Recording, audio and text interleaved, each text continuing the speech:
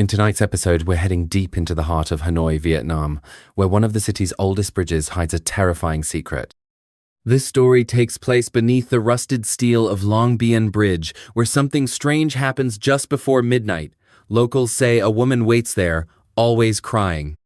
Always asking the same thing. Have you seen my child? Some think it's a prank. Others don't live long enough to explain what they saw, because those who stop to help her vanish without a trace, and those who ignore her, well, their bad luck starts immediately. Phones die. Bikes crash. Shadows move where they shouldn't. So, what's really happening under Long Biên Bridge? Let's just say, if you ever hear crying near the river, keep walking. Whatever you do, don't look back. It starts with a man named Tuan, late 30s. Hanoi born and raised. He worked nights delivering packages, fast, quiet, and always on time. The kind of man who didn't believe in ghost stories. But that changed one stormy Thursday when his app pinged with a late delivery near the edge of the Red River. The drop-off was simple. One box, one address. But the route? It took him straight across Long Biên Bridge. By day, it's a landmark, rusted but proud, a symbol of Hanoi's resilience. But after dark, the bridge tells a different story. The metal groans with every passing truck. The lights flicker.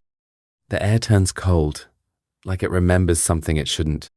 Tuan wasn't worried until his phone began to glitch. Maps froze, music cut out, and for some reason, the temperature in the car dropped 10 degrees the moment he passed the halfway point. That's when he saw her.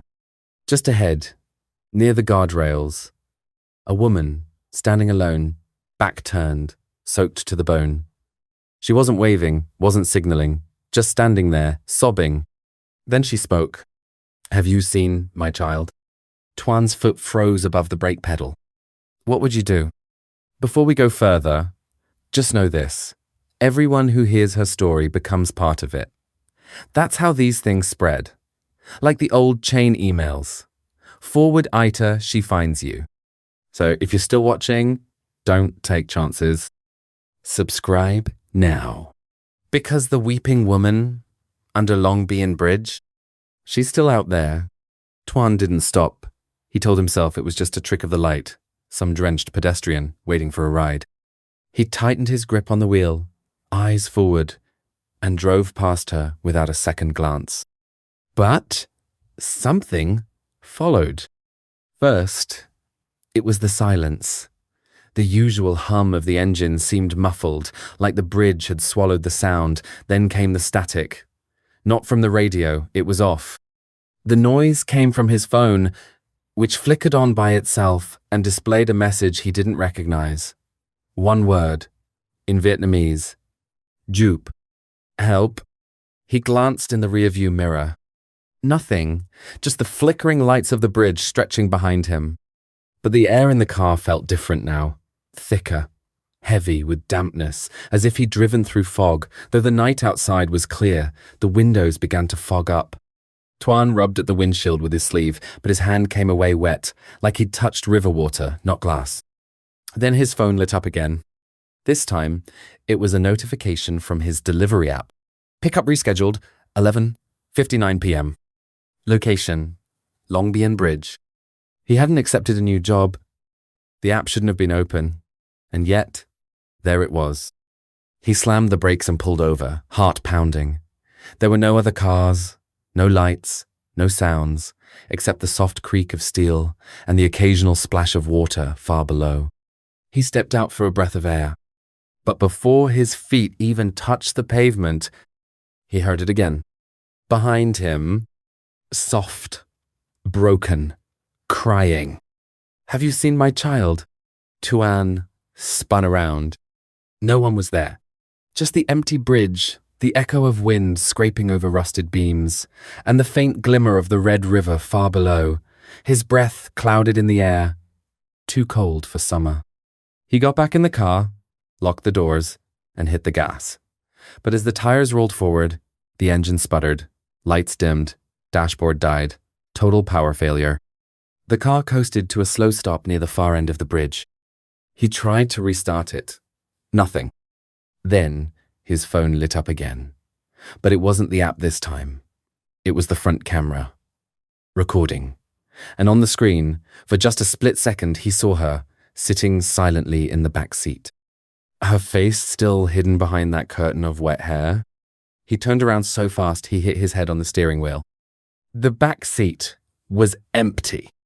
Desperate, he yanked open the glove box for a flashlight. Papers spilled out, receipts, delivery tags, and something he didn't recognize, a photograph, an old, faded one. Water-damaged and curled at the edges, it showed a young woman holding a baby near the banks of a river. The woman looked almost identical to what he'd seen. Same shape, same clothes. But where had the photo come from? He wasn't alone for long. A knock tapped against the passenger window.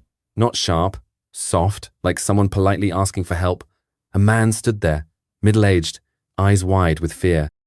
He was on a scooter, helmet still on, face pale as chalk. "Don't talk to her," the man whispered through the glass. "If she asks, just drive. Don't look back." Tuan opened the window halfway. "Who is she?" he asked. The man didn't answer. He just looked past Tuan, into the car, and backed away.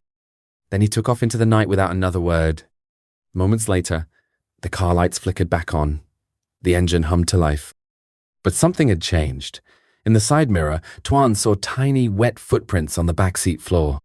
He wasn't sure if they were coming from someone or going toward him. Tuan couldn't take it anymore. He floored the gas and sped off the bridge, trying to leave the nightmare behind. But every corner he turned in the old quarter looked wrong. Streets that should have been familiar twisted into dead ends. Shops that were usually lit were shuttered and dark. Even the traffic noise was gone, like Hanoi had been emptied while he wasn't looking. Then he heard it again. Not behind him, this time beside him. A low, gurgling sob from the passenger seat. He turned slowly. She was sitting there, closer than ever. Soaked, silent, hair clinging to her face, but this time he saw her eyes, wide, bloodshot and impossibly deep, like staring into the bottom of the river. Her lips moved. "Where is my child?" And then she screamed. Not like a person. Like something being torn apart from the inside. The car veered violently. Tuan barely managed to pull over before crashing into a pole. His hands shook. The lights inside the car flashed wildly. The horn blared on its own. And just when he thought it couldn't get worse, the windows all fogged up at once. And a single word appeared, written from the inside out. "Liar." That's when Tuan realized. She thought he had a child.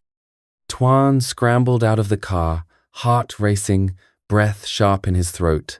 He staggered to the sidewalk, waving down the first light he saw, a small 24-hour tea stall just across the street. The old woman behind the counter didn't flinch when she saw his face. She just nodded slowly, like she'd seen it all before. "You crossed the bridge, didn't you?" she asked, pouring him a cup without waiting for an answer. Tuan nodded, still shaking. "There was a woman, crying. She thought I had her child." The old woman sighed. "They all see her eventually. She lost her baby during the war. Flood took him. They say she jumped in after him. But the river didn't give either of them back. Now she waits. Still looking. Always looking. But why me?" Tuan whispered. The woman looked up, eyes sharp. "She doesn't care who, only that someone listens. If you stop, she never lets go. If you lie, she gets angry. You didn't stop. But you heard her." Tuan's mind reeled. The footprints, the photo, the phone, the message.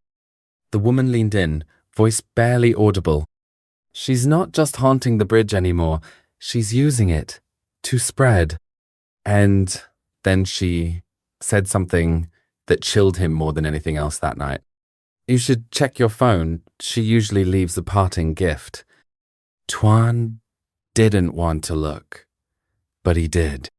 He unlocked his phone with trembling hands. The screen was cracked, damp, And there, waiting in his photo gallery, was a new folder. Untitled. Inside were dozens of images, all taken from his front camera. All of him. Driving, blinking, breathing, completely unaware.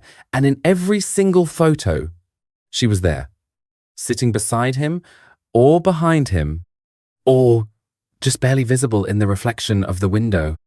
The final photo made him drop the phone. It was taken just seconds ago.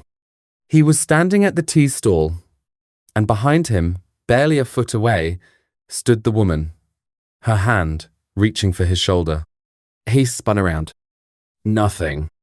Just the quiet street, the glow of the stall, the old woman now pretending she hadn't seen anything. That night, Tuan quit delivery work. He never crossed Long Biên Bridge again. But his phone keeps taking photos at 11:59 every night. I hope you enjoyed this video. If you liked this video and want to listen to more true horror stories from Asia, feel free to subscribe and put on your notifications. I upload at least 3 times a week. Wish you all the best.